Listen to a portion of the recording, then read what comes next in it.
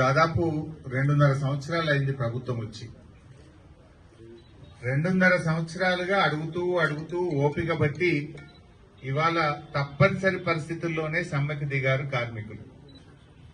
కానీ ఇవాళ పొన్నం ప్రభాకర్ గారు ఇవాళ అధికారంతో ఆయన ఇష్టం వచ్చినట్టుగా మాట్లాడడాన్ని నేను తీవ్రంగా ఖండిస్తా ఉన్నా. మీరందరూ చూసే ఉంటారు, మొన్నటి అసెంబ్లీ సమావేశాల్లో అడిగాం, అంతకుముందు అసెంబ్లీ సమావేశాల్లో అడిగాం. 2 విషయాలు సూటిగా అడుగుతున్నాం. ప్రభుత్వ ఉద్యోగులుగా వెంటనే గుర్తించండి. ఇది మీ కాంగ్రెస్ పార్టీ మేనిఫెస్టోలో పెట్టిన విషయమే. మా కార్మికుల గొంతెమ్మ కోరిక కాదు, మా కార్మికులు కొత్తగా అడుగుతున్నది కాదు.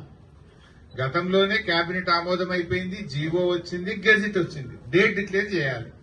అయితే ప్రభుత్వ ఉద్యోగులుగా గుర్తించండి, లేదు 2 పీఆర్సీలు ఇవ్వండి, మా యూనియన్ ను వెంటనే పునరుద్దరించండి అని చెప్పి ఇలా కార్మికులు అడుగుతా ఉన్నారు. ఇవన్నీ కాంగ్రెస్ పార్టీ ఎలక్షన్ల ముందు మేము వచ్చిన వెంటనే ప్రభుత్వ ఉద్యోగులుగా గుర్తిస్తామని, వెంటనే యూనియన్ ను పునరుద్దరిస్తామని, తక్షణమే 2 పీఆర్సీలు అందిస్తామని శ్రీధర్ బాబు గారే మేనిఫెస్టో కమిటీ చైర్మన్.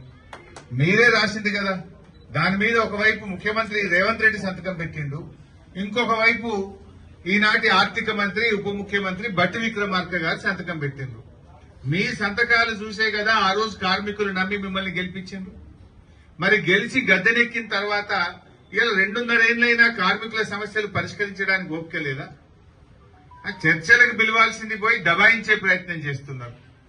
ఆర్టీసీని పరిరక్షించాల్సింది పోయి ఆర్టీసీని భక్షించే ప్రయత్నం జరుగుతూ ఉంది. ఈరోజు ఇలా హైదరాబాద్ లో ఉండే మొత్తం డ్రైవర్లు, కండక్టర్లు, మెకానిక్లు టోటల్ గా జిల్లాలకు పంపిస్తారట. హైదరాబాద్ మొత్తం ప్రైవేట్ వాళ్ళకి అప్పచెప్తారట. ఎలక్ట్రిక్ బస్సులు పెట్టిండు హైదరాబాద్ లా. ఇక రేపు హైదరాబాద్ లో ఆర్టీసీ డ్రైవర్ అన్న ఉండడు, మా కండక్టర్ చెల్లె ఉండదు.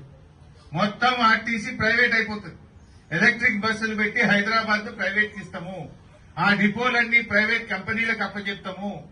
ఆర్టీసీ హైదరాబాద్ లో ప్రైవేట్ మయం అవుతుంది. హైదరాబాద్ తో నాగుద్దాది. రేపు మొన్న ఇప్పటికే కర్నాటక డిపో ఇచ్చిండ్రు, ఖమ్మం డిపో ఇచ్చిండ్రు, నిజామాబాద్ డిపో ఇచ్చిండ్రు, వరంగల్ డిపో ఒక్కొక్కటి ఇచ్చే ఉన్నారు. రేపు మొత్తం హైదరాబాద్ ఇస్తారట. ఈ 3-4 నెలల్లో రేపు ఒక్కొక్క జిల్లా మొత్తం ప్రైవేట్ చేస్తే ఇంకా ఆర్టీసీ అనేది పూర్తిగా మూతపడుతుంది, ప్రైవేట్ పరమైతుంది. మరి ఇలా మీరు చెప్పిందేంది, చేస్తుందేంది?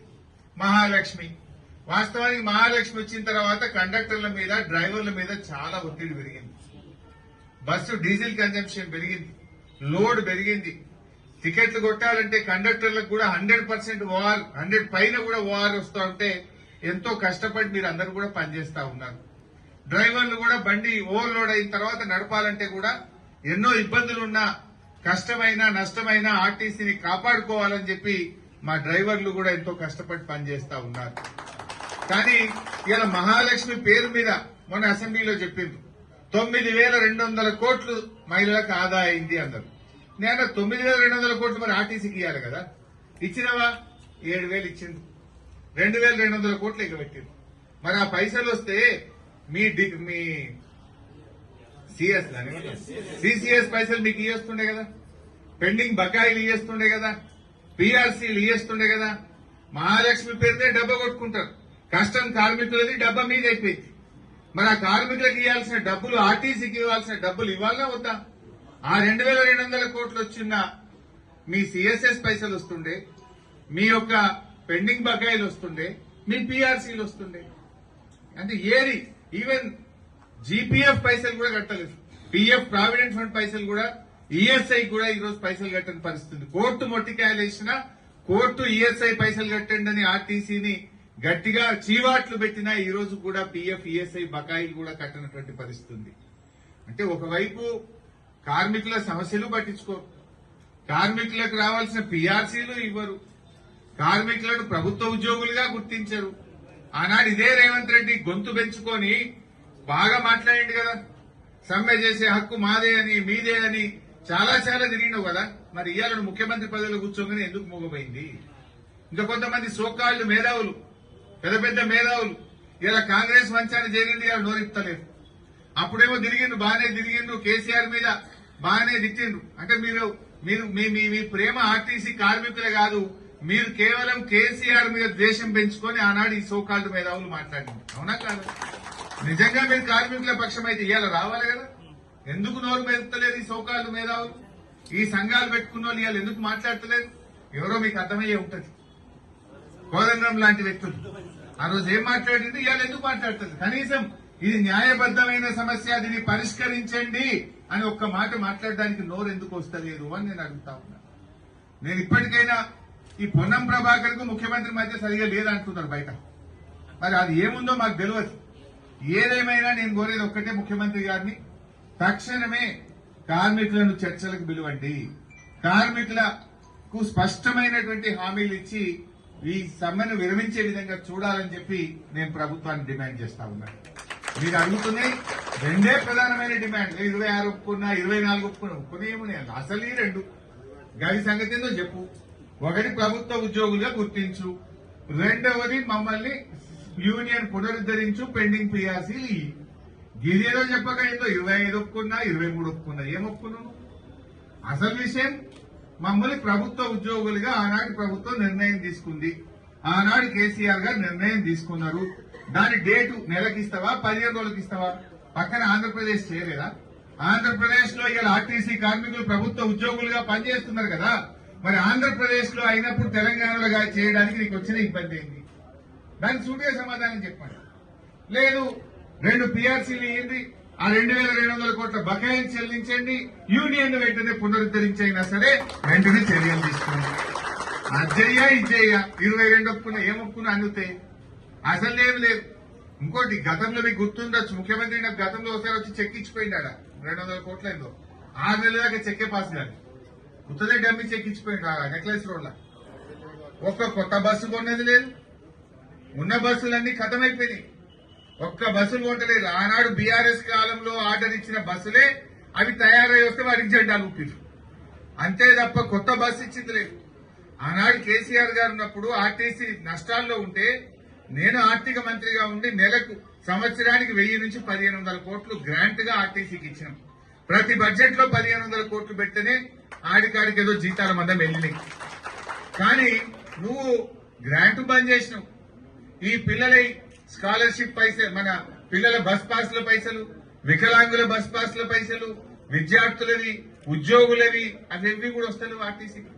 విద్యార్థులు, ఉద్యోగులు, వికలాంగులకు సంబంధించినటువంటి ఏదైతే సబ్సిడీ డబ్బులు ఆర్టీసీకి రావాలనో 2.5 సంవత్సరాలుగా అవి కూడా బంద్ చేసినటువంటి పరిస్థితి ఉంది. ఆ సబ్సిడీ డబ్బులు ఇయ్యి, మహాలక్ష్మి డబ్బులు ఆర్టీసీకి విడుదల చేయి, కొత్త బస్సులు కొనండి.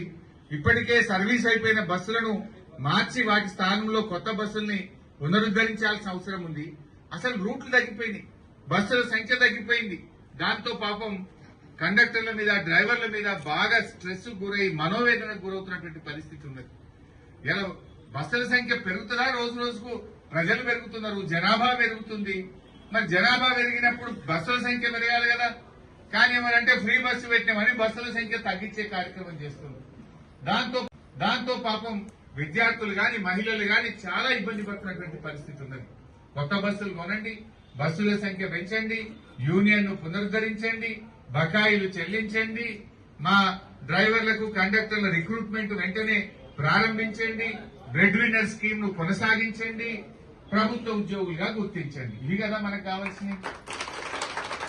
దీని మీద ఏం మాట్లాడలేదు, అసలు ఏం మాట్లాడలేదు. సీదా మిమ్మల్ని నెలకు గవర్నమెంట్ ఉద్యోగులు చేస్తామంటే సమ్మె విరమించామా మనం? ఒకటే నిమిషం పని కదా. మరి గది చెప్పబోయిన ప్రభాకర్ అంటే చుట్టూ చెప్తుండే కానీ అసలు చెప్తలేదు. చెప్తుండా? లేదు మీకు పీఆర్సీలు ఇస్తున్నాం, మీ యూనియన్ పునరుద్ధరిస్తున్నాం. ఆ రోజు నువ్వు చెప్పిందే కదా. ఈ రేవంత్ రెడ్డి, ఈ బట్టి విక్రమార్క, ఈ శ్రీధర బాబులు ఊరూరు తిరిగి డిపో తిరిగి చెప్పిన ముచ్చెట్టినాయి కదా. మరి గది చెప్పు చేయింది, అది చేయనన్నా చేయింది. కానీ అది చేయకుండా సమ్మె విరమించండి అని ప్రతిపక్షాల మీద నేపథ్యం ఎక్కడం ఏంది?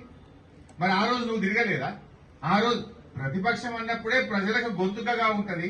అణగారిన వర్గాలకు, నష్టపోయిన వాళ్లకు, కష్టాల్లో ఉన్న వాళ్ళకు గొంతుగా ఉండడం మా బాధ్యత.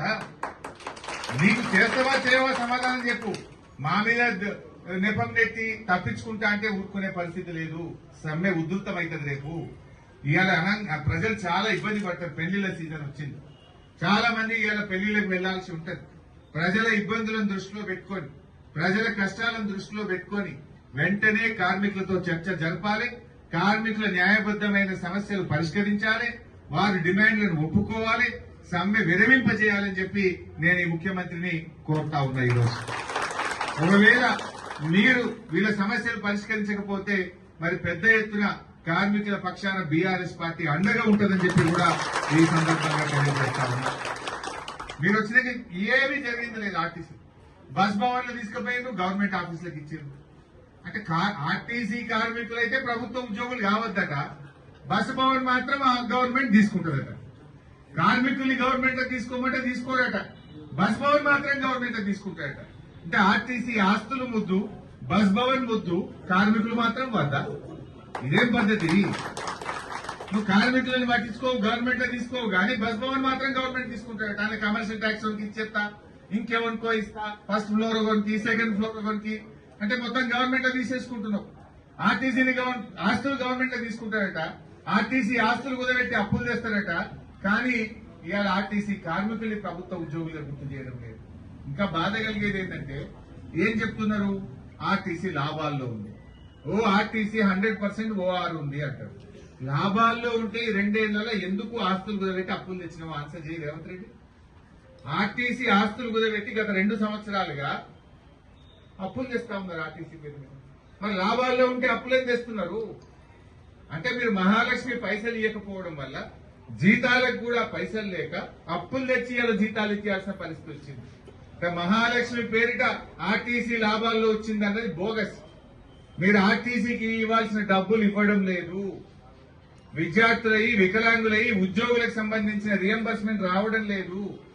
ఆనాడు కేసీఆర్ గారు ఏడాదికి 1500 కోట్లు ఇచ్చిన గ్రాంట్ ఇవాళ బంద్ అయిపోయింది.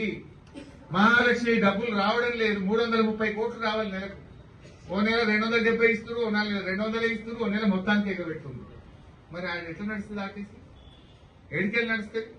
నువ్వు ఈయనైతివి, మరి కార్మికులు ఎట్లా కావాలి? అంటే ఈ రకంగా జరుగుతావు. ఇలా ఆర్టీసీ అప్పులు తెచ్చింది. ఈ 2.5 సంవత్సరాల్లో ఆర్టీసీ ఆస్తులు కుదబెట్టి అప్పులు తెస్తా ఉన్నారు. కొత్త బస్సులు ఒక్కటి ఉన్నది లేదు. కొత్తగా డ్రైవర్, కండక్టర్ రిక్రూట్ చేసింది లేదు. డ్రైవర్ షార్టేజ్ వల్ల డ్రైవర్ ఇలా 12 గంటలు, 11 గంటలు పనిచేయాల్సిన పరిస్థితి ఏర్పడ్డది. 16 గంటలు పనిచేస్తున్న డ్రైవర్లు అందరూ కూడా 40 ఏళ్ళు, 45 ఏళ్ళు దాటిన వాళ్ళు ఉన్నారు. నడి వయసు దాటిన వాళ్ళు ఉన్నారు. ఇవాళ నువ్వు కొత్త రిక్రూట్మెంట్ చేయక 16-17 గంటలు పనిచేస్తే ఏదైనా జరుగుతుంది, దానికి ఎవరు బాధ్యత వహించాలి? ఇవాళ కూడా సమ్మెలో ఉంటే ప్రైవేట్ డ్రైవర్లు, అన్ట్రైన్డ్ డ్రైవర్లను పెట్టి బస్సులు నడిపిస్తే యాక్సిడెంట్లు జరుగుతా ఉన్నాయి. హైదరాబాద్ లో ఏం చేస్తున్నారు? టికెట్లు ఏం లేవు, ఫ్రీ, కండక్టర్ లేరు కదా. ఆ ప్రైవేట్ కాంట్రాక్టర్ చెప్తుంది ఎలక్ట్రిక్ బస్సులు ఫ్రీగా దిక్కుంది. అంటే ఏది? సమ్మెను ఇవాళ మీరు దెబ్బతీయడానికి కుట్రలు చేస్తా ఉన్నారు. కుట్రలు కాదు కావాల్సింది, పరిష్కారం కావాలి. యూనియన్ పిలవండి. ఇవాళ అన్ని యూనియన్లు ఒకటై అందరూ కలిసి సమ్మె చేస్తా ఉన్నారు. సో కార్మికులకు ఇచ్చిన మాట నిలబెట్టుకోండి, లేదంటే ఉద్యమం తీవ్రతరం అవుతుందని చెప్పి ఈ ప్రభుత్వాన్ని హెచ్చరిస్తూ మీకు సంపూర్ణమైన సంఘీభావాన్ని తెలియజేస్తూ మా వంతు పోరాటం ఎల్లవేళలా మీకు అండగా ఉంటామని తెలియజేస్తూ జై తెలంగాణ.